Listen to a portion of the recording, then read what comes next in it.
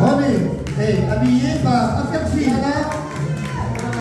Obama, la collection Obama.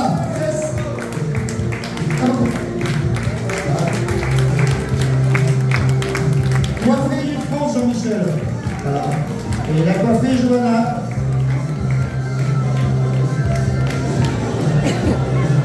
Donc ils vont présenter 3 collections. Bonjour. Bonjour. Bon, tu t'appelles comment? David. Alors je te demande de deviner le mien. Ça c'est de la voyance. C'est de la voyance. Il faut que je regarde sur la chaîne et puis je... Alors voyance, alors je vois ici, tu es tarologue aussi en plus. Surtout spécialiste en tirage de cartes et tarot de Marseille. Donc la différence entre voyant et cartomancien déjà, elle est subtile. Elle est subtile, il y en a qui vont dire que c'est la même chose, mais je me sers moi des cartes comme support. C'est-à-dire que j'interroge les cartes pour accéder à une information. Ouais. Et certains n'en ont pas besoin.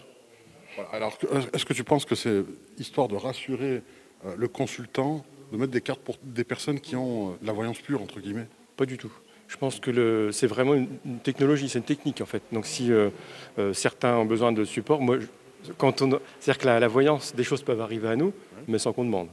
Là, les gens, ils viennent, il faut qu'on ait une réponse tout de suite.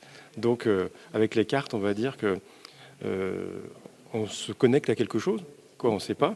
On se connecte, on demande une information qui est quelque part, et les cartes vont nous aider à y accéder, en fait.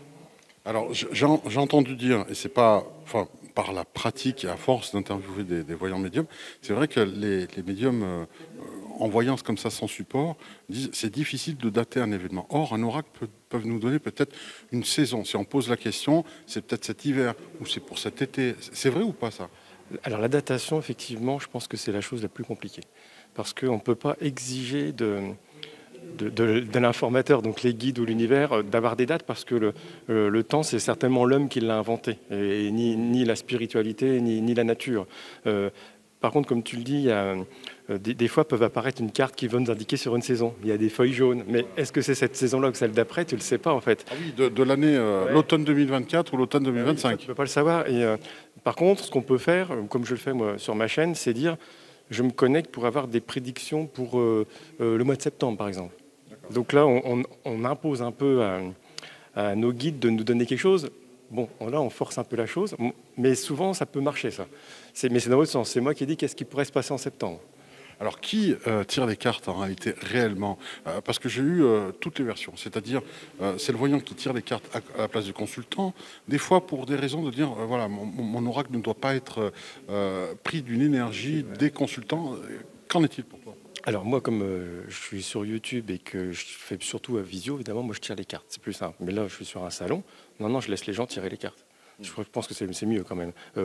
L'oracle, en fait, si chacun fait ses petites protections, mais non, la personne est face à nous, je pense qu'elle peut toucher les cartes. Moi ça me dérange pas personnellement. Oui, derrière, je suppose, il y a peut-être des nettoyages à faire. Oui. Avant et après. Ouais. Moi j'appelle ça un protocole. C'est-à-dire que je considère que je nettoie. Moi j'ai soit des pyramides d'orgones, certains vont mettre de l'encens, mais il faut effectivement dans une intention dire je remets à zéro, je nettoie. Par exemple aujourd'hui je vais le faire avant de recommencer la journée. Ouais, tout à fait. J'imagine que plusieurs jeux, est-ce que pour toi il est important de varier entre guillemets combien de jeux tu utilises par exemple par consultation? Ça, c'est une bonne question. D'abord, j'ai toujours le tarot de Marseille. Moi, ça reste la base. Le tarot de Marseille, il va me poser complètement la problématique. Et soit on voit que le tarot de Marseille m'a parlé, on rajoute des autres cartes du tarot de Marseille, mais je rajoute des oracles. J'en ai pas beaucoup, moi j'en utilise 3 ou 4, pas plus. Et parfois, suivant ce que je ressens, je vais dire, tiens, hop, c'est cet oracle-là que je vais rajouter sur les cartes du tarot de Marseille, en fait. Ah oui, d'accord, donc il peut y avoir un mélange. Ouais, ça, c'est plutôt rare. Hein. Ben, moi, je fais comme ça, je toujours fais comme ça. Je mets les 4 cartes du tarot de Marseille et je rajoute les oracles. Moi, tu sais quoi, je suis tellement feignant que je ne ferai pas ça pour ne pas avoir à démêler ensuite les paquets, tu vois, pour les reconstituer. Mais c'est juste de la paresse de ma part. Hein. En ce qui concerne les questions spécifiques, alors, je parle, des fois, certaines cartomanciens, médiums ou autres disent, voilà, je réponds à toutes les questions, sauf les questions de santé. Oui, voilà. Ah, c'est même marqué. Je ne touche pas à la santé, voilà. Je laisse ça au domaine de la médecine. Oui, ça aurait pu être un complément. Juste. Ça pourrait toujours être un complément, on est tous d'accord là-dessus, comme il y a ici sur le salon des choses qui sont intéressantes. Mais Le risque qu'on a, c'est que des gens... moi, on me demande, par exemple, mon médecin m'a dit qu'il fallait peut-être que je me fasse opérer. C'est un choix que je dois faire. Moi, je ne peux pas intervenir là-dessus. C'est vrai. C'est la personne de le ressentir d'elle-même. Si elle n'a pas confiance en son médecin, ce qui est possible, qu'elle aille en voir un autre. Mais ce n'est pas un tireur de cartes qui peut aider quelqu'un. Voilà. Ouais, je comprends. Alors, pour des questions spécifiques, voilà, en gros, hein, je cherche à revendre ma maison. Ouais. Est-ce qu'il y a des jeux, des oracles spécifiques pour ce genre de transactions, donc entrepreneuriales ou immobilières, que tu vas utiliser en disant celui-ci, il me répond bien à ce genre de... Alors, ça peut exister, oui, mais moi, je reste sur les miens parce que c'est des questions qui sont assez souvent... D'ailleurs, moi, j'ai beaucoup de consultants qui sont chefs d'entreprise ou qui sont dans les affaires ou qui se posent plein de questions. Et alors après, c'est peut-être une connexion que j'ai, mais ça répond toujours assez clairement. Et j'ai un peu l'impression que, par exemple, c'est intéressant, une entité, entreprise ou maison qui reste une affaire, où il va y avoir des notaires, des choses comme ça, et de façon assez étrange, il y a une énorme connexion. C'est plus structuré dans l'information, en fait. D'accord. Donc là aussi, pareil, au niveau, là on rentre peut-être dans l'intimité, quelqu'un vient te voir en te disant, voilà, j'ai des doutes sur mon compagnon ou ma compagne, mon partenaire, est-ce que mon couple qui bat de l'aile va se reconstituer, va redécoller ou au contraire se cracher? Ça aussi c'est un peu délicat. C'est délicat, mais là on est neutre, c'est-à-dire qu'on ne connaît pas la personne. C'est pas nos amis, c'est pas nos ennemis. Donc en fait, si les gens ils viennent vers nous, c'est aussi pour pas en parler à leurs meilleurs copains, à leurs meilleures copines, à leurs frères, à leurs sœurs. Donc là, on doit être, c'est simple, on tire des cartes, on voit. S'il apparaît effectivement des cartes comme le diable à l'envers, enfin des choses comme ça qui vont vraiment montrer qu'il y a du mensonge, ben on doit le dire. On dit, il y a du mensonge qui traîne. Mais attention, le consultant ne nous raconte que de sa version de l'histoire. Parfois, il y a du mensonge, mais ça peut être des deux côtés. C'est-à-dire que la personne a oublié qu'elle aussi a peut-être fait quelque chose. Donc on pose dans votre histoire. Tu as ce genre d'informations que l'autre personne ne dit pas, n'est pas clean non plus. Bah oui, ça peut apparaître. Il y a la carte de Martin de Marseille, c'est la papesse à l'envers. Typiquement, le consultant nous cache quelque chose. Et ça, quand on l'a... C'est le voile des mystères. Là, on dit, vous n'avez pas tout dit. Ouais. Mais ça, après, tu le sais. Oui, mais après, la personne peut garder pour elle si elle a envie. Soit elle dit, oui, c'est vrai. Puis en fait, c'est un problème gros comme ça qui empêche toute l'évolution de sa personne, en fait. Alors, je vois que tu as une chaîne plus de 30 000 abonnés. Je pense que depuis, il y en a qui ont dû s'abonner. Ça monte tout le temps. Ouais, ça monte tout le temps, continuellement. Donc aujourd'hui, tu fais des consultations quelquefois en ligne gratuitement comme ça pour une question particulière, un peu comme le speed dating? J'en fais pas beaucoup, mais j'en ai fait un peu. Moi, je me sers surtout de YouTube pour partager ma passion des cartes du tarot de Marseille, mais c'est même plus philosophique que ça. C'est dans quel univers sommes-nous? Qu'est-ce que le temps? Est-ce qu'on peut créer sa vie? Enfin, c'est pour ça que j'ai appelé la chaîne Les Cartes en main. J'aime pas trop dire on fait des prédictions et on attend qu'elles arrivent, parce que ça, malheureusement, ça n'arrive pas si on fait rien. Et je mets les gens au centre de la problématique. On a des cartes, on nous a donné des cartes quand on est né. Elles sont plus ou moins bonnes. Mais c'est comme au poker, hein, on peut avoir un jeu moyen et gagner, et on peut avoir un très bon jeu et pas gagner. Et en fait, la personne doit jouer son jeu, quel qu'il soit. Et tous les matins que le soleil se lève, eh bien, on nous redistribue des cartes. Et qu'est-ce qu'on va faire de cette journée? Moi, j'aime bien mettre les gens dans cette problématique-là. Alors évidemment, sur YouTube, si on fait des prédictions sur le président, on a 80 000 vues. Oui, c'est le problème. Et si on fait des choses plus philosophiques, on va dire peut-être que si vous voulez vous améliorer, il faut faire ça. Ouais, il n'y en a plus que 2 ou 3 000, parce que là, ça implique aux personnes de se dire « et si c'était de ma faute ?» Et ça, oui, la responsabilité. La responsabilité. C'est pas le bon mot, la responsabilité, parce qu'on ne peut pas être responsable de tout, ça c'est faux. Mais on est créateur de ce qui va nous arriver. Ce qui s'est passé, parfois c'est passé, ça nous est arrivé, ça ne devait pas arriver, c'est arrivé. Mais, oui, responsable mais pas coupable, pour autant. Exactement. C'est d'ailleurs la bonne formule. Et après, oui, alors sur YouTube, je partage ça. Et puis, c'est surtout aussi comment dirais-je, le chemin exact des 22 oracles du tarot de Marseille, des 22 arcanes du tarot de Marseille, qui à ces seules 22 cartes, raconte toutes les histoires de toutes les vies. C'est passionnant, en fait. Oui, un philosophe, un accompagnateur, un guide, et bien au-delà. Alors, la dernière question, si les consultants cachent quelque chose, les praticiens aussi nous cachent des choses. Alors, je donne un exemple. Il y a des cartomanciens qui sont aussi médiums et qui se savent plus performant dans la cartomancie que dans la médiumnité, parce que la médiumnité est peut-être par intermittence, mais n'ose pas, en tout cas. Alors, en ce qui te concerne, est-ce que de temps en temps, tu as un message défunt qui s'insère dans ta consultation de manière, et qui s'invite de manière inopinée? Alors, ça arrive. Mais je savais que tu disais pas tout. Hein. Non, mais ça peut arriver. Et, alors, des fois, c'est très étonnant. Étrangement, c'est les animaux. Ouais, et ça apparaît dans les cartes, en fait. Une carte n'a rien à voir dans le tirage, et puis là, on voit dans la carte, il y a un petit chat face à une fenêtre. On se dit, qu'est-ce que vient faire cette carte dans ce tirage? Donc là, il faut dire à dame, il y a un chat qui vient de venir dans notre tirage.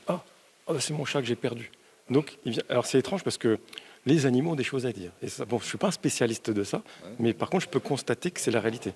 Et effectivement, quand on voit un homme assez âgé qui apparaît, qui est toujours là, qui apparaît 2 fois, quand on commence à tirer 2-3 fois les cartes à la même personne, là, il y a quelqu'un. Mais quant à dire, il nous donne un message, il faudrait creuser, il faudrait faire peut-être de l'écriture automatique, des choses comme ça. Mais ça, je ne le fais pas en consultation. Je peux le faire par curiosité, par contre. Oui, pour toi, à titre de recherche personnelle, mais tu ne vas pas plus loin que ça. Tu n'essaies pas, quoi. Alors si, parce que si je le dis à la personne, bon, il y a un monsieur qui est là, c'est mon père, donc on peut demander. Là, ça me dérange. Si la personne dit, oui, ça m'intéresse de savoir si c'est quelque chose, on consulte, la personne est là pour ça, donc on va aller plus loin. Voilà. Donc ta chaîne, c'est les cartes en main, c'est ça? Voilà, allez vers votre meilleur futur. Bon, c'est pas filmé, mais vous le verrez. Allez sur son site. Tu as un site internet aussi, j'imagine. Oui, j'ai ça. J'ai reçu tout. C'est pour montrer ce que je fais en consultation. Et j'ai aussi un site où je fais une formation sur le tarot de Marseille. Voilà. Ah oui, donc tu formes des personnes. J'ai fait des formations en présentiel. Mais les gens, ils aiment bien tout faire de chez eux maintenant. Donc j'ai fait une formation en ligne accessible 24/24. Voilà. Donc, bien, parfait. Merci à toi. Merci David. beaucoup. D'accord. Bonjour à toi. Bonjour monsieur. On va, c'est pour faire connaissance. Alors tu te nommes Johan. Oui, Johan. Voilà. Oui. Donc voyant, cartomancien, médium. Alors en fait médium. Médium. Depuis l'âge de 7 ans. Alors à la base, je suis né Jean-Pierre Carloni. Et puis, à l'âge de 7 ans, mon père a tué notre chien, qu'il a enterré. Et le soir, quand je suis arrivé de l'école, je dis à ma mère, je sens qu'elle respire sous la terre. On a gratté. Et quand on a sorti le chien, elle est partie en courant. En fait, elle était morte en léthargie. Et alors, ça a fait le tour du quartier. Et un ouvrier qui travaillait avec mon père a dit à mon père, présente-moi ton gamin. Et quand il m'a vu, il m'a dit, voilà, tu as un don. Tu vas deviner toute ta vie, mais pour que tu sois un bon voyant plus tard, exerce-toi à deviner. Et j'ai essayé de deviner tout, les compositions, Louis XIV, est-ce qu'on aura Louis XIII, est-ce qu'on aura combien je serai à l'école, quelle est la note que j'aurai, etc. Le truc, c'est que j'ai fait ça tout le temps, 12 ans, 13 ans, 14 ans, 15 ans. Et quand j'ai eu 18 ans, où j'étais adulte, j'ai pensé que j'étais fou. Et je suis allé à l'hôpital psychiatrique d'Avignon. Mais de ta propre volonté, tu as dit, je veux être interné. Oui, parce que je me suis dit, je vais aller à l'hôpital, demander quand est-ce que je vais être interné, parce que je vois des choses. Et le gars de l'hôpital m'a dit, monsieur, mais les voyants, ça a toujours existé. Les Grecs avaient leur Pythie, tous les présidents de la République ont leur astrologue. C'est quelque chose de tout à fait courant, commun. Mais bon, après, j'ai 75 ans. Donc à l'époque, on n'avait pas de télé. Les journaux n'en parlaient pas, il n'y avait aucune émission de parapsychologie, de voyance, etc., de magnétisme à la télé, donc je ne savais pas que cette partie existait. Et donc j'étais persuadé être fou. Et là, à 18 ans, je me suis trouvé normal, on va dire, et comme Normal ou spécial? C'est différent quand même. Je me suis trouvé normal, parce que le docteur m'avait dit, les gens qui voient, c'est des gens qui ont de l'intuition développée, et donc tout le monde a ça en soi, certains le développent, d'autres non, et tout le monde est intuitif. Donc, comme je voulais être magistrat, j'ai fait des études de droit pendant 7 ans, mais par contre, tous les soirs, les copains, sachant que, donc ils venaient se faire tirer les cartes tous les soirs, et en fait, j'ai communiqué avec mon oncle qui était décédé pendant la guerre, qui m'a dit, quitte ce boulot et installe-toi. Et quand j'ai dit à mes parents pauvres que j'allais quitter le palais, que j'allais plus être avocat, mais que j'allais être, allez, on va dire, tireur de cartes, on va dire, ils ont été tellement furieux qu'ils m'ont dit, on te renie, tu changes de nom. Et c'est comme ça que je m'appelle Johan Chris, parce qu'il est officiel sur ma carte d'identité. Du fait que je travaillais au palais de justice, Je t'en prie. Oui, oui, je t'en prie. Du fait que je travaille au Palais de Justice, c'était facile de changer de nom. Donc Johan Chris, c'est mon nom de travail, mais qui en fait est officiel sur ma carte d'identité. Donc un changement de patronyme dû à une pression familiale. Avec une pression familiale qui ne voulait pas du tout que je m'installe sur leur nom, en me disant et si tu dis des bêtises aux gens, etc. On veut pas Vous ne voulez pas être associé à cela, mais est-ce qu'entre-temps, il y a eu réconciliation, réparation? De suite, dès que je me suis installé, de suite, j'ai eu vraiment des bons résultats, et puis mes parents étaient complètement adhérents. Donc des parents italiens, autrichiens, grecs, enfin ils ont du sang mélangé. Ils ont adoré leur grand, que je suis l'aîné de 3. Donc on a vécu vraiment toute notre vie très très très très liés. Bon après j'avais changé de nom, je ne pouvais pas revenir en arrière, mais c'était pas grave. Oui, c'est Ma mère m'appelle Jean-Pierre et les clients m'appellent Johan, c'est pareil. Donc des parents qui étaient frileux aujourd'hui sont fiers de toi, enfin à l'époque. Oui, parce qu'ils sont décédés tous les deux. Et oui, ils étaient vraiment contents du parcours et déçus d'avoir pas cru au départ, mais bon, oui. Je me mets à leur place. Donc un trépas, une mauvaise marche au départ, mais qui se finit bien. Ils étaient pauvres, je travaillais, je faisais mes études à Aix-en-Provence, et donc le studio était cher, tout était cher, et ils s'étaient sacrifiés pour moi, pour ce métier, et je voulais faire... Donc je me mets à leur place. Oui, quelque part, oui, il y a... Alors aujourd'hui, en tant que médium, est-ce que tu arrives à communiquer avec tes parents Alors, je communique avec mon oncle depuis 50 ans, puisque j'ai commencé quand j'étais jeune, et je communique principalement qu'avec lui, pas encore mes parents. Je rêve souvent ma mère, je rêve mon père, mais la communication directe, comme j'avais mon oncle, je ne l'ai pas. Ils sont sûrement très élevés parce que c'était des gens très spirituels, qui avaient le cœur sur la main. C'est souvent dans le dépouillement que le spirituel atteint plus, bizarrement. Quand on est dans l'opulence, c'est compliqué. Enfin, c'est peut-être une croyance limitante que j'ai, mais il me semble que justement, de par cette vie, on va dire simple, réduite à son strict minimum, les a peut-être poussés à cette spiritualité beaucoup plus rapidement. Ça les a beaucoup élevés. D'ailleurs, dans les communications, quand je vois des copains qui perdent leurs enfants, je dis à mon oncle que c'est pas logique. Si Dieu existe, on ne doit pas perdre ses enfants. Et il me dit, c'est pour faire élever spirituellement les parents. Ce sont des grandes épreuves qui font grandir. Qui font grandir les gens. Voilà. Alors, il y a aussi une espèce d'interdit, comme si communiquer avec ses propres parents ou ses propres êtres chers était limité. En fait, le cercle immédiat, frères et sœurs, père et mère, c'était pas le premier à me rapporter cela. Est-ce que tu penses qu'il y a une espèce de loi cosmique divine qui interdit cela? Alors, moi, ce que je pense, c'est qu'avant de se réincarner, on choisit sa vie. Et donc, de toute façon, le libre arbitre, on l'a très peu. Et les grandes lignes sont déjà écrites. Ouais, je suis tout à fait d'accord avec toi. J'ai fait le même constat. Parce que si tu veux, à 75 ans que j'ai quand même rencontré des millions et des millions des milliers de personnes, et j'ai des exemples très très très très précis de gens. Ma copine avait une fille qui s'appelait Isabelle, et elle disait toujours mais moi je vais mourir jeune. Et à 20 ans on lui a décelé la progéria de l'enfant, c'est-à-dire le nez rouge là, et elle s'acharnait, et sa mère lui dit mais tu sais tu as un temps court à vivre. Elle dit oui, mais alors elle allait dans l'au-delà. Elle disait oui, mais c'est dans mon programme. Je dois être médecin, je dois réussir mes études. Sa mère lui dit mais tu ne pourras jamais exercer, c'est pas grave. C'était dans mon programme que j'ai choisi avant. Et elle est morte, elle avait 28 ans. Waouh! Juste le temps de faire son doctorat presque. Voilà, elle a eu son doctorat en juin et elle est morte en janvier, 6 mois après. Alors elle allait souvent dans l'au-delà. C'était une fille extraordinaire qui était très spirituelle et elle m'a beaucoup aidé, cette petite, à croire à l'au-delà, à me faire rencontrer des gens de l'au-delà. Isabelle, j'ai adoré. Elle était née en 71, donc elle aurait 50 ans aujourd'hui. C'est la vie, comme on dit, c'est le parcours de chacun, mais le programme de chacun. Alors, quand je communique avec mon oncle, je lui dis, tonton, j'ai cet ennui, est-ce que tu peux m'aider? Il me dit non. Ça, tu l'as choisi, tu dois vivre cette épreuve. On peut modifier certaines choses, on peut vous donner le libre arbitre sur certains trucs, mais ce que vous avez choisi, vous devez le vivre. Donc on ne peut pas vous aider dans l'au-delà. Alors quand on vient te voir, Chris, et qu'on te dit, pardon, pardon, je dis Johan Chris, ouais. Johan. Et Alors, si tu veux, dans les années 70, c'était les mots anglais, Rolling Stone, Dick Rivers, voilà. ouais. Donc j'ai choisi un peu une connotation anglaise que je n'aurais pas choisie aujourd'hui. Mais bon, c'est fait. c'est l'époque fait. qui le veut. Voilà. Voilà, c'était l'époque. Alors évidemment, aujourd'hui, ben, voilà, mais sinon... On va s'en tenir à Johan.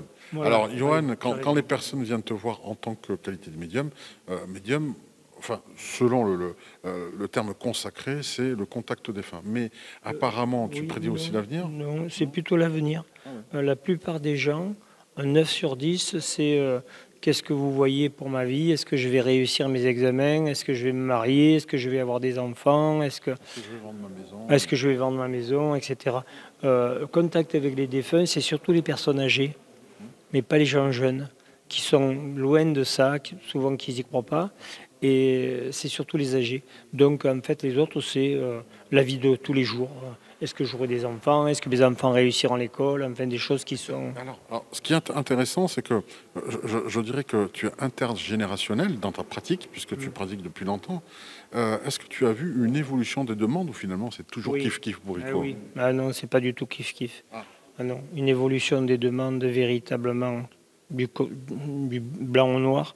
Puisqu'il y a 50 ans, quand je me suis installé en avril 1974, les gens venaient pour ce que je viens de dire.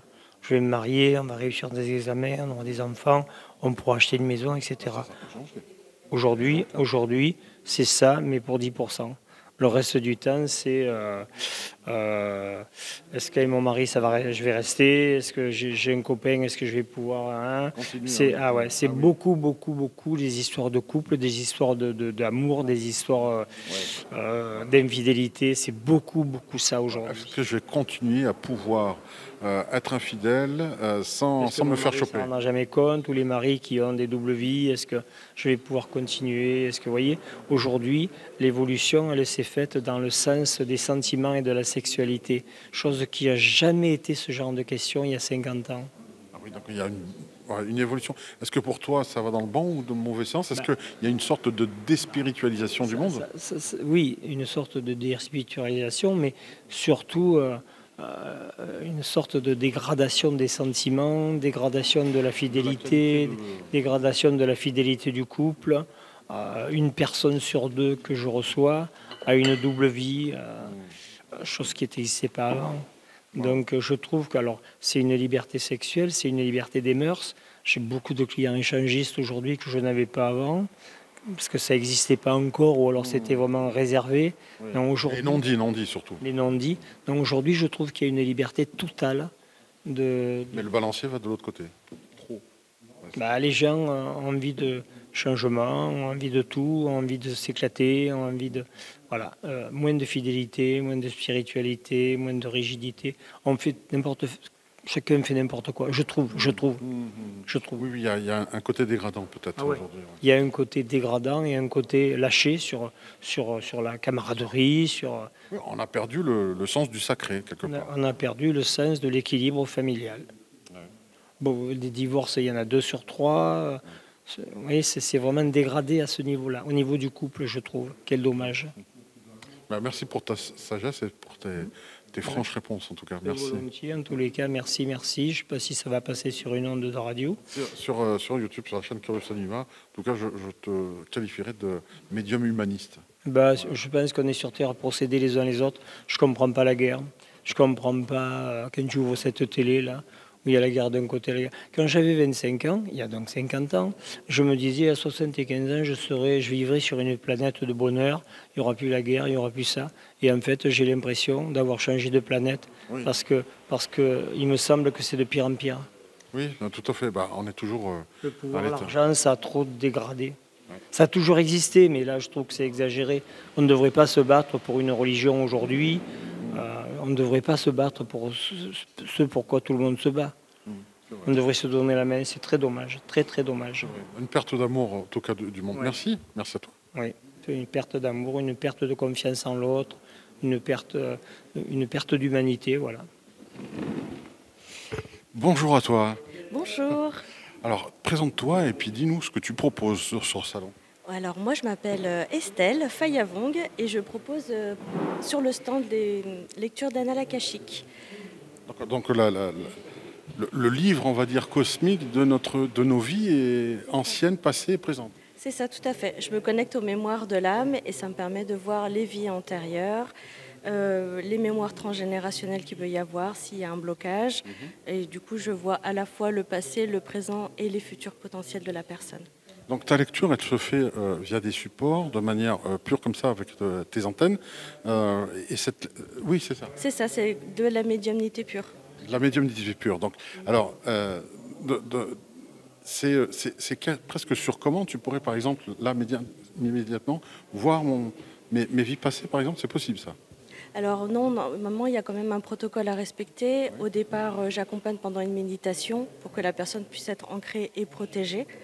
Parce que quand on ouvre les annales akashiques, on ouvre les annales akashiques de la personne, donc c'est important qu'elle soit aussi protégée, elle. Okay. Ensuite, je récite une prière pour pouvoir ouvrir les annales akashiques. La personne me donne son autorisation en amont de la séance. Et ensuite, la personne peut me poser des questions et je reçois les informations en direct. Alors, tu peux faire ça en séance Estelle Fana. Je suis désolé, je n'ai pas la prononciation. .fr. Je vous laisserai. On va épeler quand même pour ceux qui veulent aller te voir. Oui, alors c'est Estelle et Phayavong, PHAYAVONG.fr. Voilà, j'espère que vous avez bien noté. Je vais te demander juste de te rapprocher 2 secondes. Voilà, merci. Voilà, juste pour te dire alors, pourquoi on va venir te voir? En tout cas, est-ce que la démarche d'une personne qui vient pour aller voir ces annales akashiques, est-ce que c'est un petit peu pour raturer le livre et dire, bon, j'ai pas un avenir un petit peu sympa, j'ai l'impression que tout ce qui m'arrive à chaque fois, je rate tout ce que j'entreprends, etc. Est-ce que c'est pour comprendre les échecs, les épreuves? C'est quoi l'idée? L'idée, c'est d'avoir des compréhensions sur des mécanismes qu'on peut avoir, des difficultés qu'on peut rencontrer. Ça peut être lié à des vies antérieures, à notre passé. Ça peut être aussi lié à notre lignée. Donc ça permet d'apporter des compréhensions et ensuite on reçoit des clés pour pouvoir continuer d'avancer. Les annales akashiques, c'est un outil de développement personnel qui permet d'avoir des compréhensions sur soi et continuer notre cheminement spirituel. Alors on va rassurer peut-être certaines personnes qui se disent, bon, voilà, franchement, si à chaque fois c'est la faute à pas de chance, qu'est-ce que j'ai été comme terrible personne dans une autre vie pour mériter un tel, excusez-moi le terme, hein, mais voilà, une telle vie voilà, qui ne me convient pas, j'ose pas dire le mot. Mais voilà, donc à ce moment-là, on peut dire, est-ce qu'il y a de bons karmas, de mauvais karmas, est-ce qu'on a laissé quelque chose de propre dans notre livre akashique? Alors, en général, toutes les expériences qui nous arrivent dans notre vie actuelle, c'est pour nous aider à développer. Donc, c'est à la fois pour avoir des compréhensions sur des choses que l'on n'a pas compris dans nos vies antérieures. Donc, on a souvent des expériences qui nous reviennent jusqu'à ce qu'on arrive à les comprendre. Donc, c'est toujours dans un but de pouvoir grandir et de s'améliorer. Et le message des annales akashiques, c'est surtout un message d'amour, un amour de soi, apprendre à se comprendre. Quoi qu'on ait fait. Oui, oui. Il faut l'accepter, ça, déjà. C'est ça. C'est accepter aussi que chaque expérience que l'on va vivre dans notre vie, c'est toujours pour nous faire grandir. Donc ça nous permet, quand on a cette conscience-là, de faire un pas de côté et de dire, ok, qu'est-ce que finalement la vie est en train de me montrer? Qu'est-ce que j'ai à changer en moi pour que finalement ça puisse être plus en accord avec moi et avec finalement mon être divin. Donc c'est vraiment un message d'amour que l'on reçoit à chaque fois. Donc en visitant ces annales akashiques, est-ce qu'on peut presque voir ce que l'univers va programmer comme prochaine incarnation? Est-ce qu'on peut deviner un petit peu la trajectoire de notre prochaine incarnation? Alors tout va aussi dépendre de notre libre arbitre, de ce que l'on a envie d'actionner dans cette incarnation-là. Mais si on est sur un chemin de développement et d'éveil, on va forcément travailler pour à la fois libérer nos mémoires anciennes et continuer à cheminer. Et donc forcément, dans la prochaine incarnation, on continuera encore. Donc si on n'a pas compris la leçon, le plat nous est resservi. Sinon, on passe à autre chose. Tout à fait. Voilà. C'est tout à fait ça. Est-ce que des personnes... On va prendre un cas extrême. Alors, je prends toujours ce même exemple pour ceux qui suivent la chaîne. Mais... cet exemple d'une grande pop star, le king de la pop, Michael Jackson par exemple, drôle de karma quand même, drôle d'incarnation pour vivre entre guillemets cette vie, on va dire, de grandiloquence, d'extrême popularité, mais en même temps d'une vie extrêmement malheureuse parce qu'il a été coupé de tout, il a été accusé de tout et n'importe quoi. Qu'est-ce qu'on peut dire? Est-ce que ces annales akashiques de ces personnes-là sont particuliers au niveau de la lecture? Alors après, j'ai pas eu l'occasion de lire les annales akashiques de Michael Jackson, mais après oui, ça pourrait être intéressant d'aller les explorer si on peut avoir aussi l'autorisation d'y aller, pour ensuite voir quels ont été finalement les challenges que la vie lui a apportés dans cette incarnation-là. Ouais.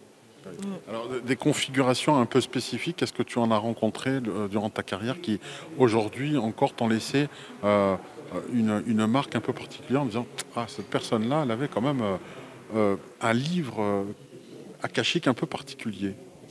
Sans donner de nom. Alors là, je suis en train de chercher. Oui, j'ai rencontré quelqu'un qui faisait des expériences assez surprenantes à travers ses rêves. Et en faisant sa lecture, on s'est rendu compte qu'il avait la capacité de pouvoir voyager de manière consciente dans ses rêves et d'aller contacter d'autres mondes. Et donc ça, c'était assez génial, ouais. Ah oui, donc lui, Alice au Pays des Merveilles, c'était une réalité, c'était pas juste un dessin animé. Oui, c'est ça. D'accord. Donc, juste pour rassurer les personnes, donc on peut venir te voir ici, au salon. Tu es où géographiquement? Alors moi, je suis basée à Lyon, donc je fais des séances en visio. Oui. Et donc je fais plusieurs salons à la fois dans le 38 et puis dans le 69. Et là prochainement, je serai à Saint-Vallier le week-end du 19 et 20 octobre. Voilà, tout à fait, on sera à côté. Et en fait, on me met à disposition un lieu pour que je puisse faire des séances individuelles. Et donc, c'est des rendez-vous privés. D'accord. Vous pouvez me contacter et puis fixer des rendez-vous. Avec grand plaisir. Dernière question, est-ce que cette lecture médiumnique que tu as, c'est donc ta spécialité, on est bien d'accord, tu en as fait ton cheval de bataille, et je trouve ça admirable déjà, mais est-ce que un médium qui a déjà des antennes bien développées peut venir te voir en te disant Estelle, j'aimerais bien aussi... parce que bon, j'en ai un petit peu marre de répondre à chaque fois, est-ce qu'il va m'arriver ceci, cela, ça me lasse un peu. La lecture akashique m'aiderait. Est-ce que ça s'apprend? Alors, la lecture akashique, oui, tout à fait, ça s'apprend. On a tous la capacité de pouvoir y accéder si on travaille... Même un non-médium? Si on travaille son intuition et qu'on a ce canal qui est ouvert, oui, on peut tous y accéder. Et effectivement, j'ai beaucoup de praticiens qui viennent me voir pour justement avoir des réponses objectives. Je m'en doutais un peu. Tu vois, ça, c'est mon intuition à moi. Ouais, voilà. Ben, vous êtes connectés. Merci beaucoup. Je te remercie vraiment pour t'être prêté à ce jeu-là. Et je trouve ça fabuleux, moi, de lire les annales akashiques. Ça m'a toujours bluffé. Je pense que tu prends plaisir à le faire aussi. Oui, beaucoup. Je me suis reconvertie il n'y a pas très longtemps. Avant, j'étais comptable, donc un travail tout à fait cartésien. Et là, je vois que je suis vraiment sur ma voie. Ouais, je suis dans mon élément. Au lieu d'avoir des livres de contes, c'est le livre de votre vie, celui de votre âme qu'elle lit aujourd'hui. Merci à toi. Merci à toi. Et avec plaisir pour se rendre. Bonjour à toi. Bonjour Didier. Bon alors, ton identité, parce que toi tu connais la mienne, mais pas moi, pas la tienne. Alors moi je m'appelle Virginie L'Huillier, fleur de Virginie.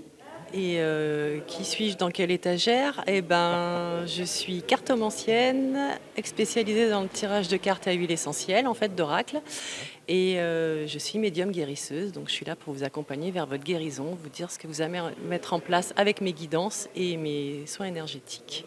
Alors, Voilà. il y a beaucoup de choses qui me parlent, sauf la cartomancie aux huiles essentielles. Ça, Kezako. Ben, en fait, j'utilise des oracles d'huile essentielle. D'accord, qui correspondent, par exemple, tu vas tirer une carte avec l'huile je sais pas, de pruche ou autre. Oui, c'est possible. Voilà, ça dépend des oracles. Il y a différentes huiles essentielles dans les oracles. Et moi, je prends l'oracle dont la personne elle a besoin d'entendre les messages de cet oracle, de cette huile essentielle. Donc, si une personne, je sais pas, je parle d'une des huiles essentielles que je connais le mieux, je ne connais pas énormément, mais Titri, par rapport à ça, en quoi ça renseigne sur la personne, sur son caractère? Est-ce que c'est une personne qui est clean? Parce que Titri, quand même, est un antifongique, etc. Qu'est-ce que ça indique? Le titri, par exemple, c'est qu'il y aura des choses à guérir. Voilà. Enfin, le message dans l'oracle, en l'occurrence, c'est la guérison, quoi. Voilà. Et puis moi, après, de ma façon de tirer les cartes, ça va être la première carte, ça va être le contexte que la personne elle vit actuellement. La deuxième, ce qui est important à travailler ou ce qui pose problème. Après, la troisième, elle aura son conseil. Et la dernière, elle saura ce qui va se passer dans les 2 à 6 mois si elle met en place la guidance. Parce que si elle fait rien, il va rien se passer, quoi. Voilà. D'accord. Donc ça aide à avancer, meilleur outil de connaissance de soi, déjà pour savoir ce qu'on a à bosser, ça renseigne là-dessus. Est-ce que le message des fleurs dont est issu, en tout cas les huiles essentielles, sont aussi importantes que l'huile essentielle elle-même? Oui, parce que ça va permettre à la personne de savoir ce qu'elle a à mettre en place. Et puis aussi, ça va, elle travaille aussi sur différents chakras, les huiles essentielles. Donc ça va indiquer, par exemple, si la personne elle manque d'ancrage, si elle a besoin de se reconnecter à son intuition.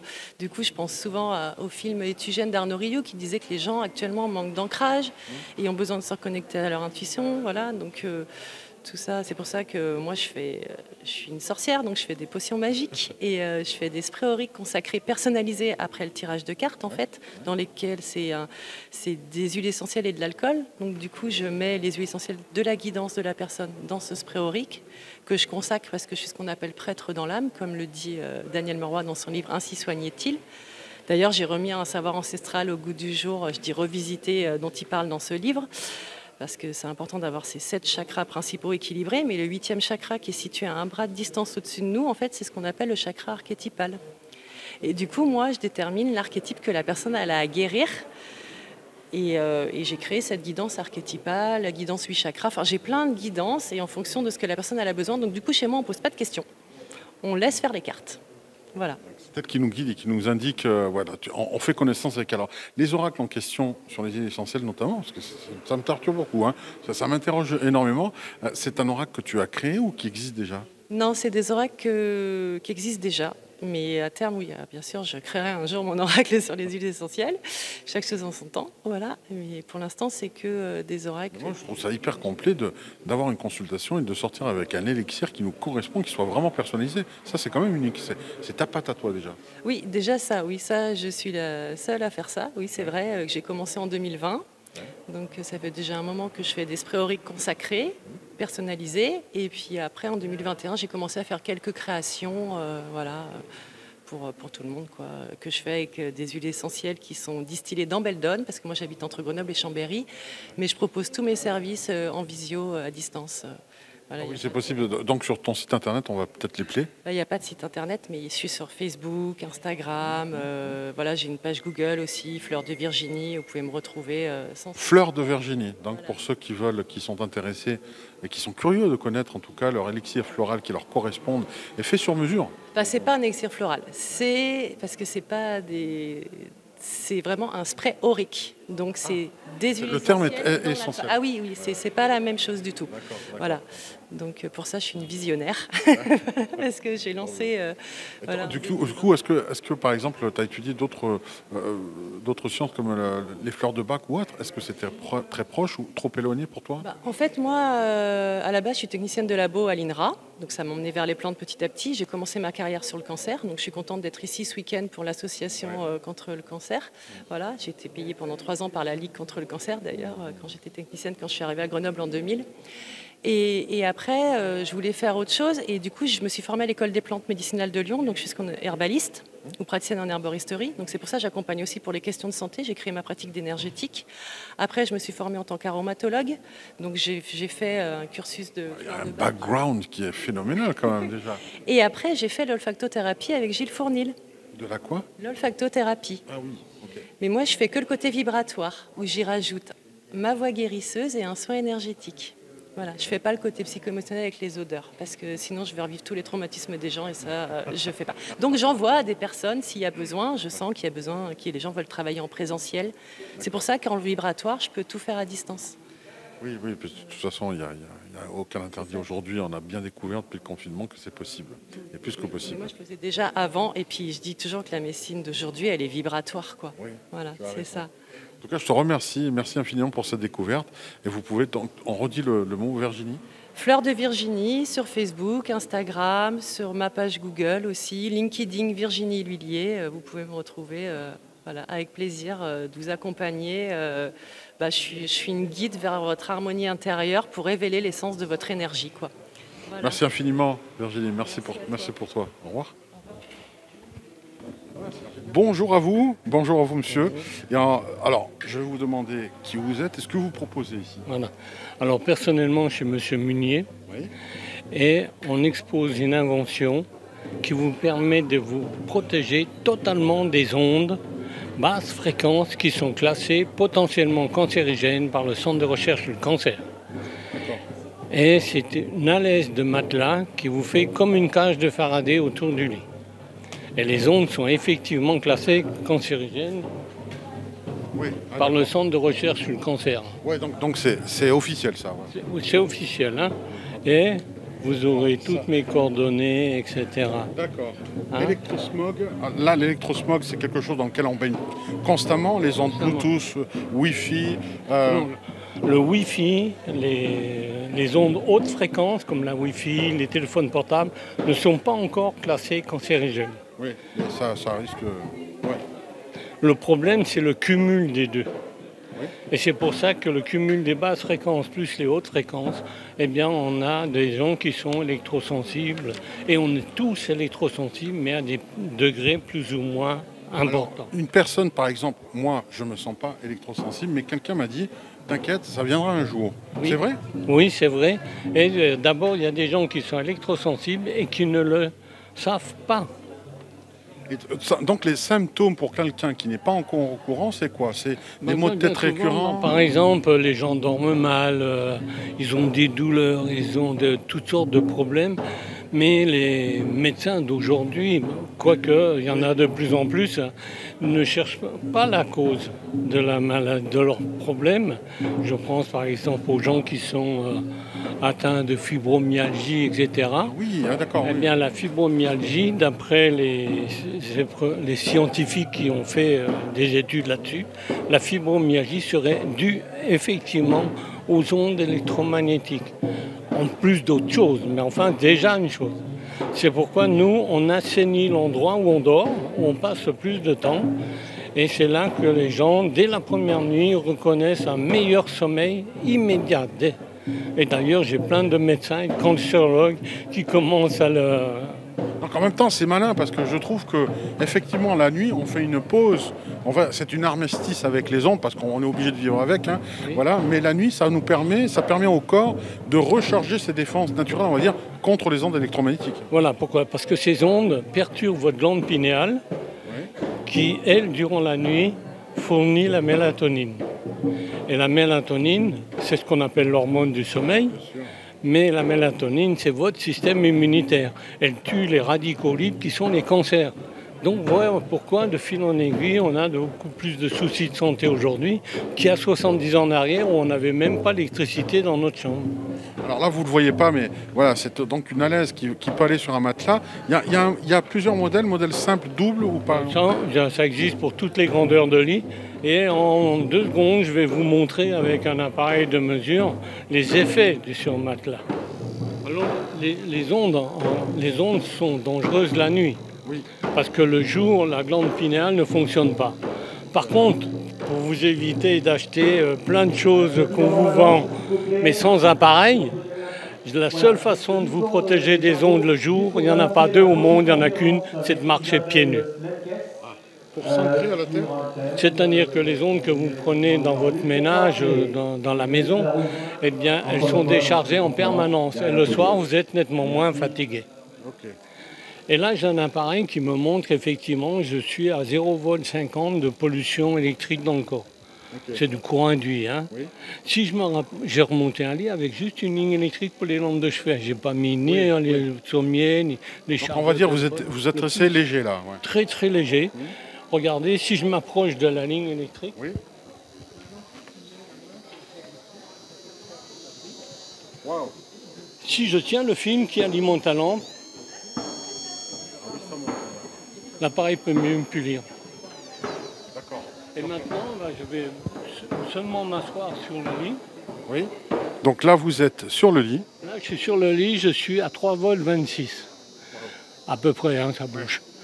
Et la norme qu'il ne faut pas dépasser, c'est 0,50. Ah oui. À partir de 0,50, votre glande pinéale est perturbée. Et maintenant, le surmatelas, donc l'alaise, elle va aspirer les ondes que j'ai dans le corps. Et tout ce qu'il aspire, je le vidange dans la prise de terre.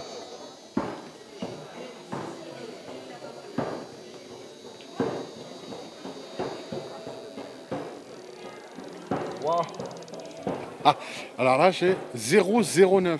Il n'y a plus rien. Donc dès la première nuit, vous êtes obligé de vous réveiller en meilleure forme que d'habitude. Et on a des témoignages d'amélioration de santé depuis le simple mot de tête jusqu'à des maladies extrêmement graves. Alors là, vous entendez en tout cas le crépitement de l'appareil. Voilà, j'espère que vous l'entendez. Quand il est plus élevé, en fait, en fréquence, on entend vraiment crépiter très très fortement, alors que là, il est très très calme, quasiment au repos. Voilà. Impressionnant. Et ce produit qui est français, il est garanti à vie, il ne consomme rien. On le met en dessous du protège-matelas, on n'est pas obligé d'être au contact. Ça fait quoi? Pour un grand lit, il fait 1 kg, donc c'est très souple. Et si, malgré en étant en dessous du surmatelas, il est sali accidentellement, on le met dans la machine à laver, sans aucun problème. Même au sèche-linge. Voilà. Oui, pratique. Et vous pensez que ça va devenir un produit aujourd'hui essentiel dans la vie de chacun si on prend un minimum conscience de ce danger? Aujourd'hui, dès qu'on a l'électricité, il est indispensable d'avoir ça. Une mise à la terre. Nous, on est à l'hôtel tous les week-ends parce qu'on présente le produit dans toute l'Europe. Et on a ce genre de produit, c'est à l'aise. Sinon, on dort très mal dans les hôtels. Et ça, c'est une renommée, ça n'existe pas. C'est indiscutable. Je vous mettrai en photo ce document pour que vous puissiez, en tout cas, prendre connaissance et contacter en tout cas cette société et puis ce qu'elle propose. Merci à vous pour cette démonstration. Alors, en plus, ce que je ne vous ai pas dit, c'est que ça vous protège de tous les problèmes telluriques, c'est-à-dire les sources, les nœuds Hartmann, les failles, etc. Oui, tous les vortex qu'il peut y avoir qui sont néfastes. Donc, à la limite, quand on fait venir un géobiologue pour voir s'il y a un nœud, là, avec ça, c'est plus la peine, on pose ça et on est tranquille. D'ailleurs, j'ai des géobiologues qui m'ont envoyé des courriers en disant qu'ils n'avaient jamais vu un produit pareil. Wow. Merci en tout cas, merci beaucoup. Bonjour, je vous laisse vous présenter, vous êtes très grand par rapport à moi. Bonjour, oui, je suis un petit peu grand effectivement, donc Patrice Guersin, donc VAP Proxy, donc on fait VAP et CBD sur les stands, donc avec effectivement une machine de test, de testing automatisée, donc c'est un robot qui permet de pouvoir vapoter sans contact, donc qui a été inventé effectivement pendant le Covid, ce qui permet de tester effectivement toutes les saveurs avant de les acheter. Et une partie effectivement bien-être et CBD pour le coup avec des tisanes, de la fleur bien évidemment, du pré-roulé. Alors ça n'a rien à voir avec la vapote. Alors voilà, c'est bien, tout est découpé en deux entre guillemets, c'est bien un coin Vape Shop qui est vraiment dédié au sevrage tabagique, à la vape un peu plus récréative entre guillemets, plus effectivement une partie vape avec un côté tisane, infusion, le côté bien-être, voilà.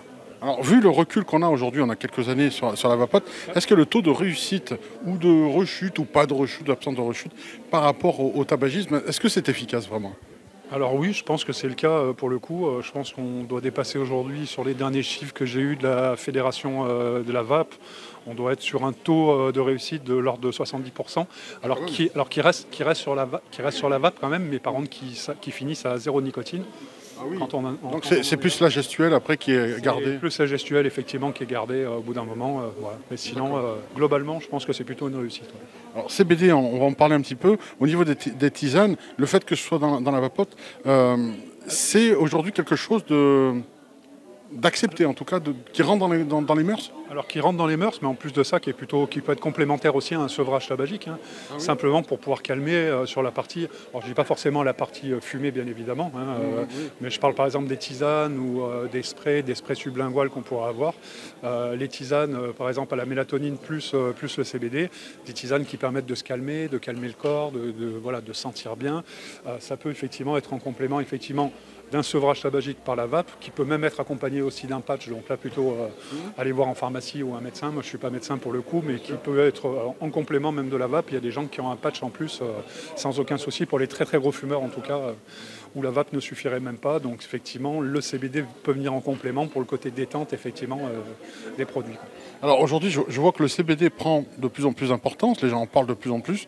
Est-ce que finalement on vit dans un monde tellement stressé que le CBD va être presque un palliatif obligatoire pour être au quotidien pris, histoire de contrecarrer ce stress permanent?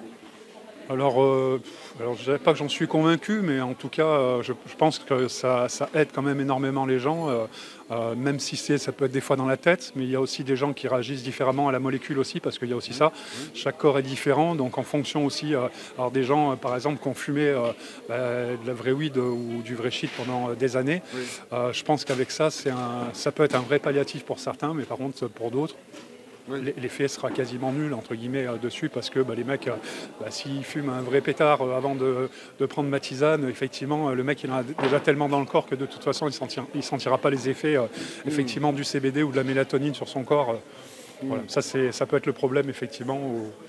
On n'a pas des produits parfaits, mais en tout cas pour des gens par contre qui ont vraiment besoin et qui prennent soin de leur corps généralement, ça peut être un bon complément alimentaire, notamment pour bien dormir la nuit en tout cas. Ouais.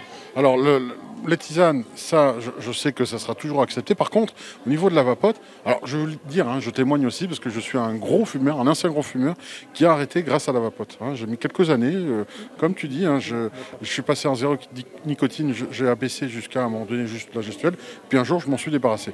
Par contre, au niveau de la législation, je n'ai plus suivi du tout. Est-ce que la vapote est aujourd'hui encore en danger? Est-ce qu'elle va être retirée ou c'est maintenu? Alors non, c'est toujours maintenu. En fait, ce qui nous pend au nez, puisque après c'est légiféré, ce qu'on appelle la TPD, les transpositions des produits du tabac.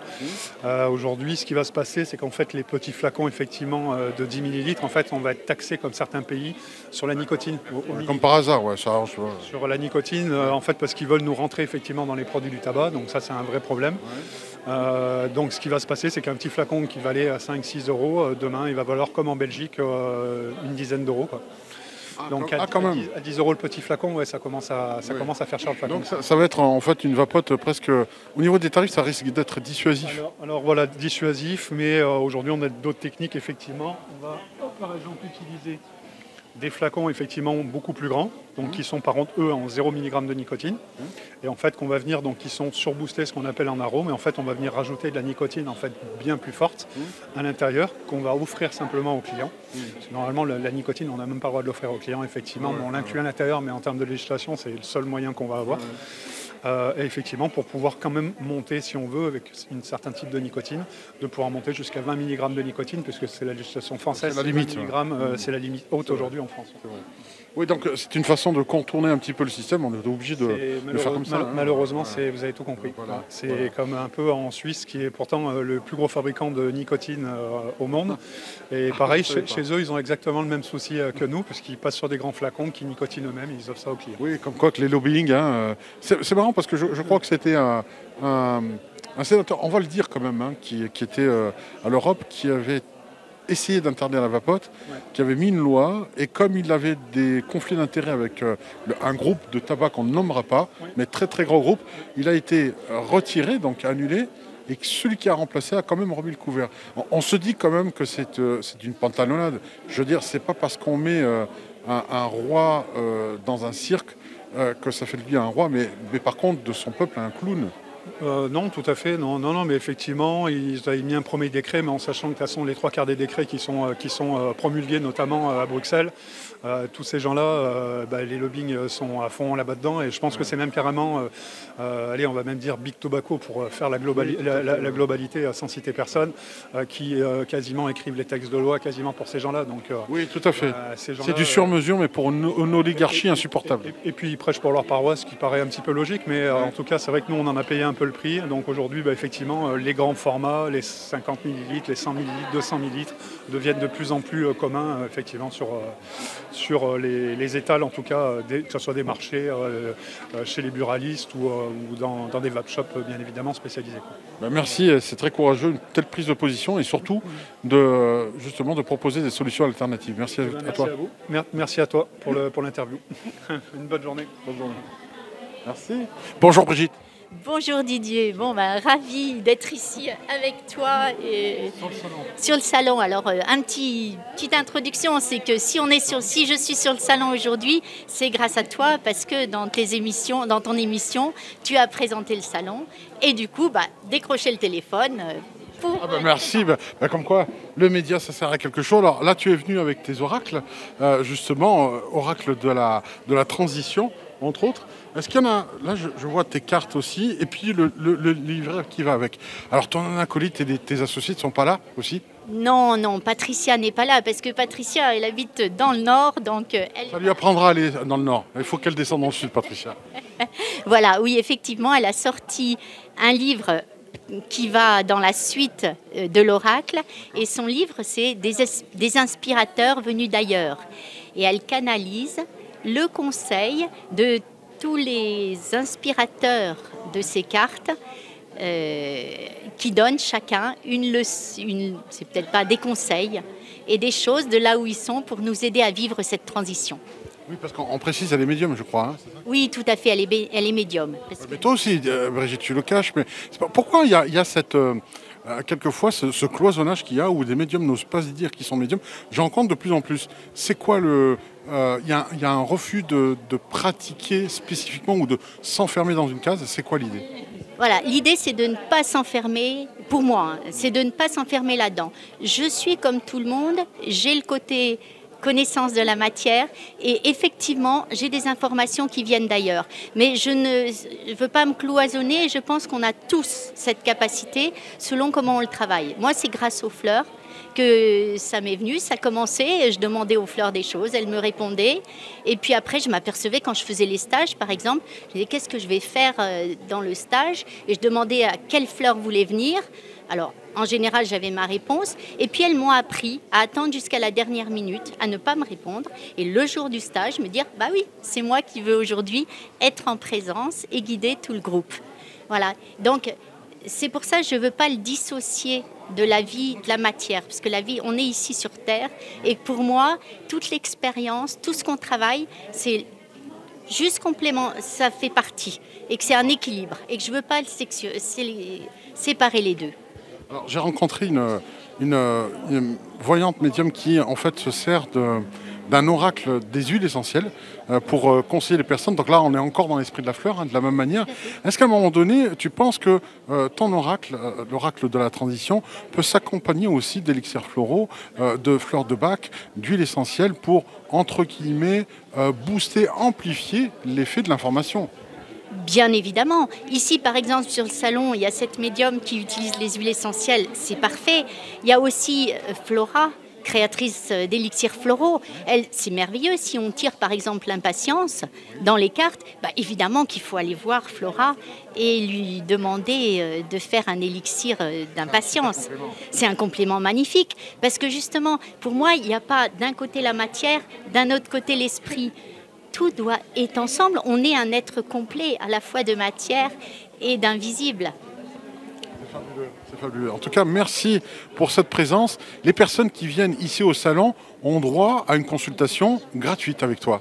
Oui, absolument. Et puis, je voudrais préciser autre chose, c'est dire que là, donc ça fait depuis mars 2023 que l'oracle est sorti et que je le tire sans arrêt.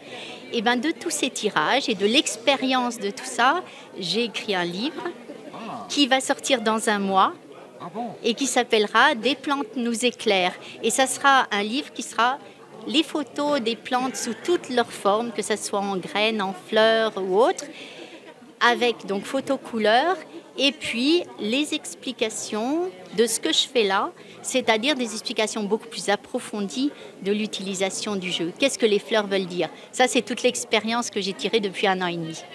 En tout cas, merci Brigitte pour cette découverte et merci d'être présente sur ce salon. Et voilà, comme tu le sais, c'est au profit de ACC26, Agir contre le cancer. Donc une belle cause. Voilà, oui, à ce niveau-là, je voudrais remercier l'association Rémi de l'association Un bruit qui court, parce que je trouve ça remarquable que des personnes qui sont dans le soin officiel, acceptent de s'ouvrir à des thérapies parallèles. Déjà, c'est magnifique de faire du Qigong, de faire de la réflexologie ou des constellations familiales, et qui s'ouvrent aussi à la voyance, puisqu'ici on est un salon de bien-être et de voyance. Donc merci à Un bruit qui court. D'assumer totalement cela. Merci à toi Brigitte, à bientôt.